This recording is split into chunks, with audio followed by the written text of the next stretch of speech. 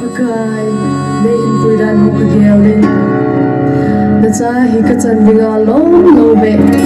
ngai lu phat the nei chan hi nei ngai lu na kagyaw chun kap lo the ka hi po ka phun the ka hi po ye ka hin khom ti he pa I dinga hi chan lo ma Hãy subscribe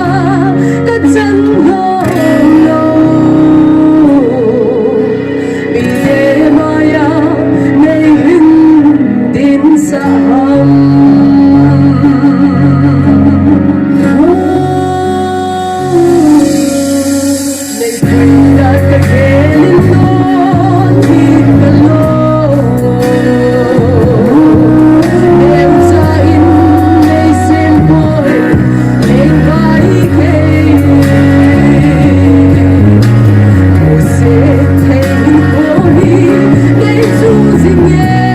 Ghiền Mì Gõ để